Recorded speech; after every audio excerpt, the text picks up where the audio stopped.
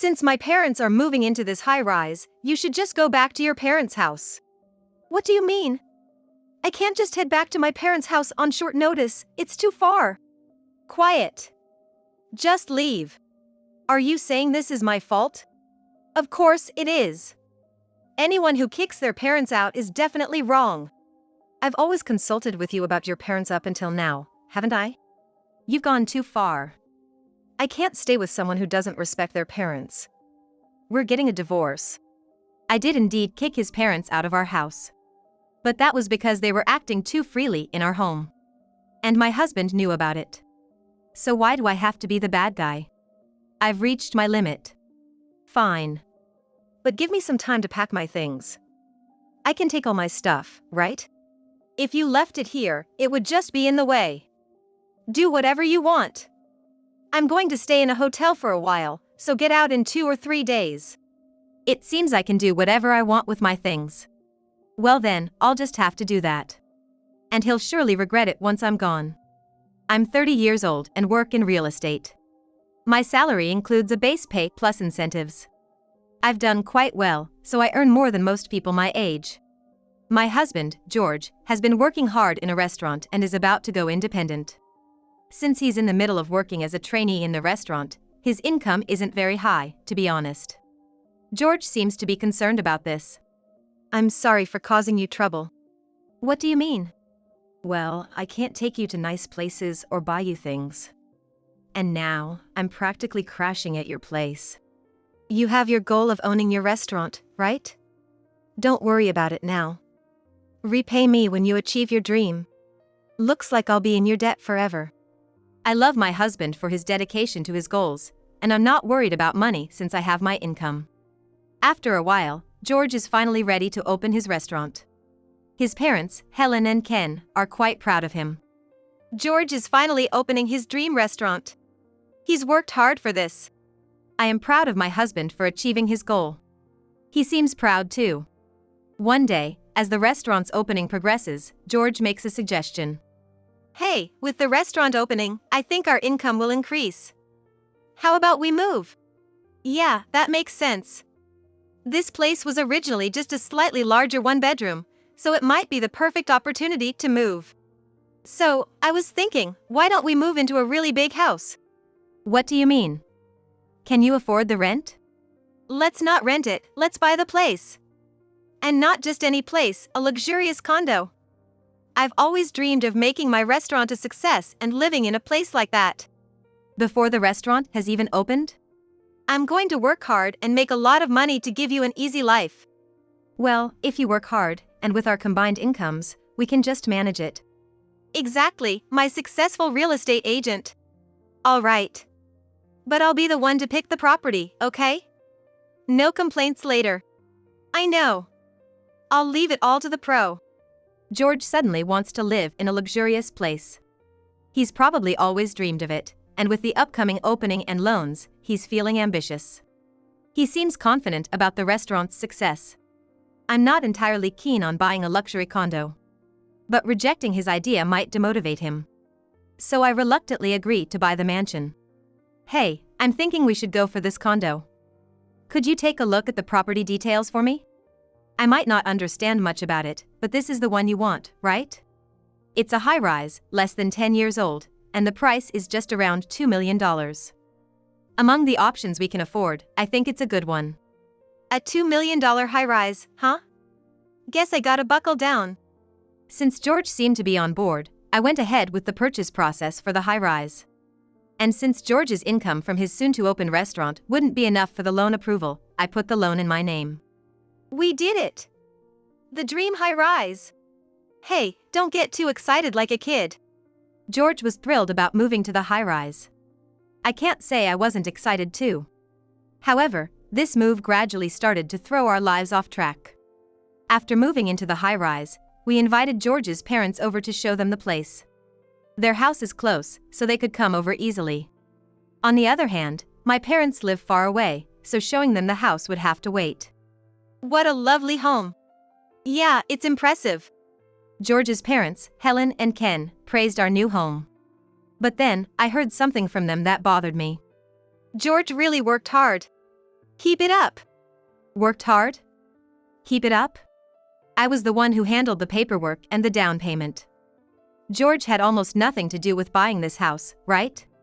I was a bit bothered by Helen and Ken's words, but since George and I would be paying off the loan together, and it was his house too, I decided not to sweat the small stuff. Helen, Ken, come on in. We're here again today. Sorry for always dropping by. No, it's fine. Maybe because they were happy their son was living nearby, Helen and Ken started visiting our house frequently. How's the restaurant prep going? Right on schedule. We're opening in 2 weeks. Can't wait. That's exciting. Since Helen and Ken's house was close, they started coming over on weekdays in the evening for dinner, and on weekends they'd spend the whole day. The frequency felt a bit much, and they stayed for long hours, but I thought they'd stop coming to the house and instead going to the restaurant once it opened. That was just 2 weeks away, so I decided to bear with it. 2 weeks later, George's restaurant opened without a hitch. It was a moderately sized cafe that became quite popular right away. Restaurants often struggle at the start, but his was doing well, thankfully. However, Helen and Ken were still coming over as usual. Helen? George is still at the restaurant. George seemed so busy, I didn't want to bother him. So, I thought we'd wait for him here. Oh, I see. George usually came home late. So by the time he got back and we spent some time together, it was too late for Helen and Ken to go home, and they started staying over. We had spare rooms, so it wasn't a problem for them to stay. But the fact that they were coming over so often and even starting to stay over was starting to bother me. I'm home. Ah, welcome back. You're early today. Yeah, I've gotten used to the work. Sales are going well, too. About 6 months after George's restaurant opened, he seemed to have gotten the hang of it and started coming home earlier. He also began buying things for his parents more often and giving them money. Here, Mom, this is for you. And Dad, this one's for you. Crafting tools, huh? A razor for me? Did you go out of your way to buy these while busy? I ordered them online since I couldn't go shopping. It must be that his restaurant is thriving, allowing him to do this. But if the restaurant is doing well, I wish he'd contribute a bit more to our household finances. George only gives me $2,000 a month, which doesn't even cover half of our monthly expenses. Maybe he's just trying to make up for not being able to do much for his parents when he was earning less. I decided to keep quiet about it for a while. George, there's something I want to buy. Got it. Will $600 be enough? Thank you. A year has passed since the restaurant opened, but nothing has changed with George. He's still giving his parents money and things, and the amount he contributes to the house remains the same. But it's still okay since I have my income. The real issue is his parents. Ah, I'm beat today. Welcome home. Helen? You surprised me. Is George back already? The restaurant should still be open, right? George gave me a key. Now I can come and go freely, even when you two aren't here. A key?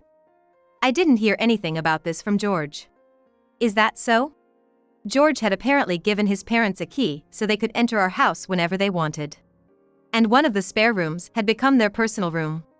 Since Ken is off on weekends, they've made it a habit to stay from Friday until Sunday evening. And Helen, being a homemaker, sometimes comes over on weekdays too. It's almost like we're living together. I finally had to confront George about this. Why did you give them a key without asking me? They come over often. It's a hassle to always check with us, isn't it? They have their own room, they're always staying over. It's practically like they're living with us. What's the problem? Isn't it easier for you with Mom helping out around the house? It's true that Helen helps with the housework, making things easier for me. But when it's just Helen and me, she often criticizes me. Aren't you coming home too late? As a wife, you don't have time for housework. I'm sorry, I've been busy with work. Using work as an excuse. George is working hard, you should just quit your job. Does Helen know how much George actually earns? The restaurant is doing well, but his income alone isn't enough to live on, is it? To someone living with their in-laws, these might seem like minor complaints. But coming home exhausted from work, wondering whether Helen and Ken are at our house, and nervously opening the front door is quite a burden. Ken, too, does whatever he pleases around our house. Ken, that's my cheese. Ah, sorry about that. I didn't realize. I told you to let me know when you're eating something with my name on it, remember? Yeah, I forgot. I didn't see your name on it. That day, my eagerly awaited gourmet cheese got eaten. I always look forward to my evening snack, and I'm particular about my nibbles. Ken often eats my special snacks without asking, even though I started labeling them with my name. But that's just the tip of the iceberg. Ken, please put on some clothes. I always walk around like this after a bath because it's hot. Maybe at your house, but could you please not do that here? Don't be so uptight. We're family, aren't we? If you don't want to see, just look away. Ken has a habit of wandering around the house naked after his bath. No matter how hard I try to look away, I sometimes can't help but see him. I really wish he wouldn't do that in our house. 2 years have passed since George's restaurant opened. When are you going to quit your job? Well, I'll think about it. This scallop can is delicious. Can you buy it again? That was a limited edition, but I'll find something else.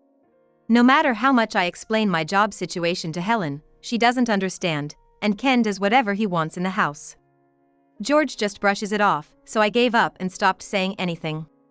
But my silence only made Helen and Ken's behavior more unrestrained. I'm home. Welcome back. Huh?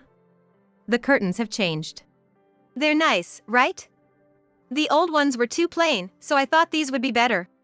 The living room carpet is different too. I bought that too. Pretty, isn't it? Helen started changing our home's interior decor without asking. It's my house, after all. And that wasn't the only surprise.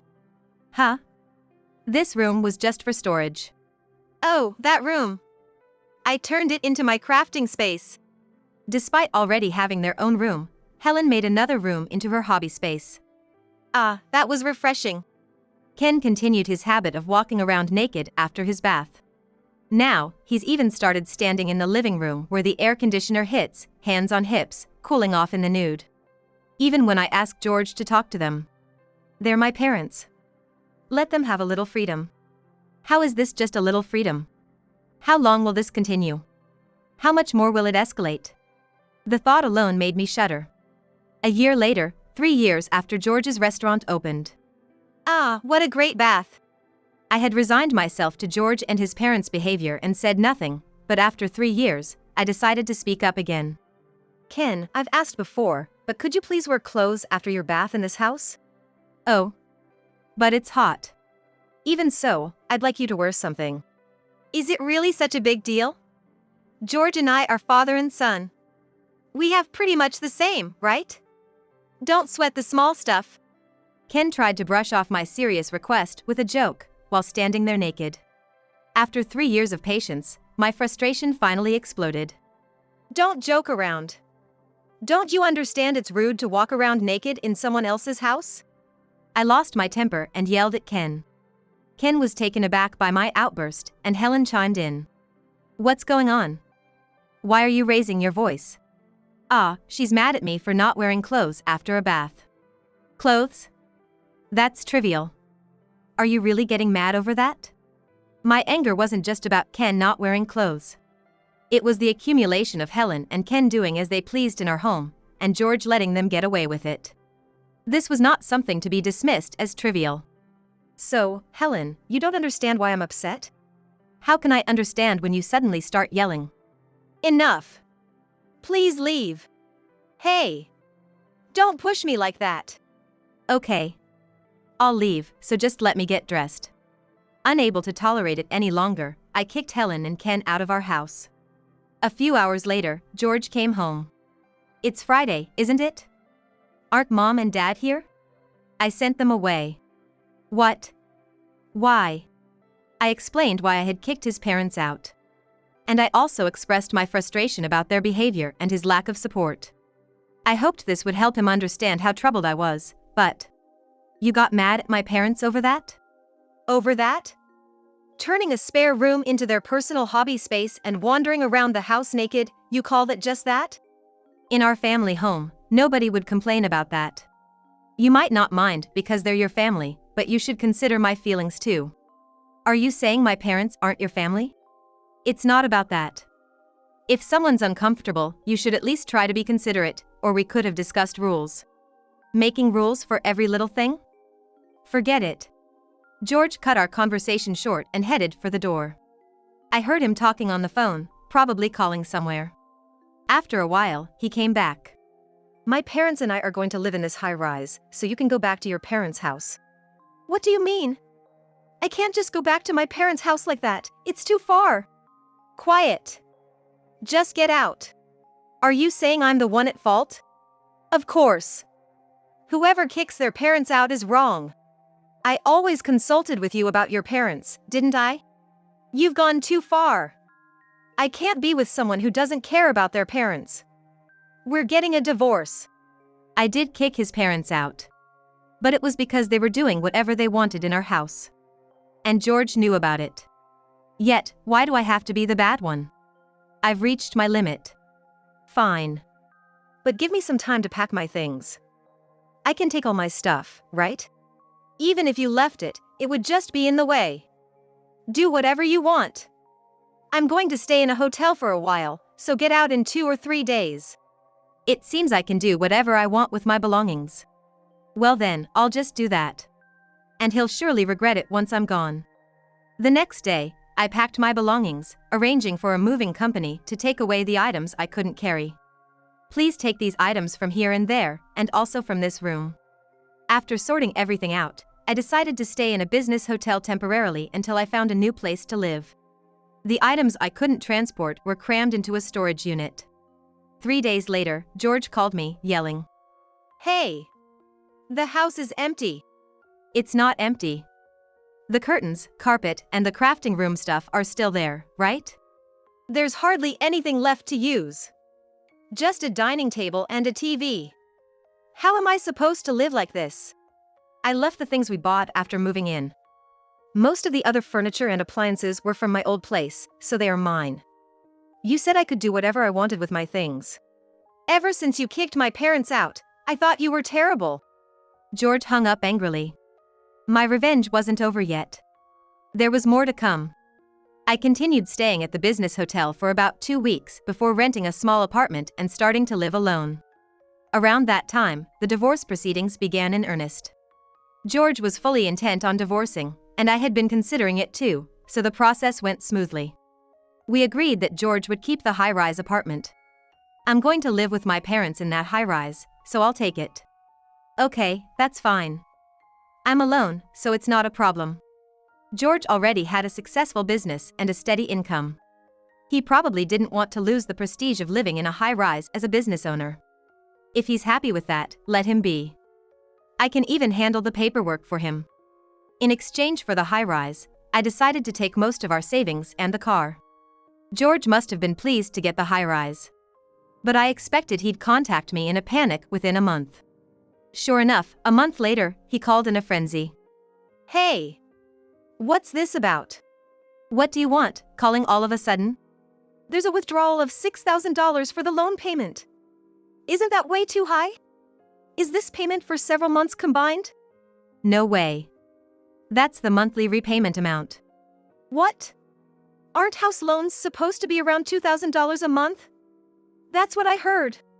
I don't know what kind of houses people around you live in, but that high-rise cost $2 million. It's natural that the payments would be that high. It's different from the $30,000 to $40,000 you borrowed for your shop. So, you thought giving me $2,000 a month would be enough? You've been paying this loan all this time?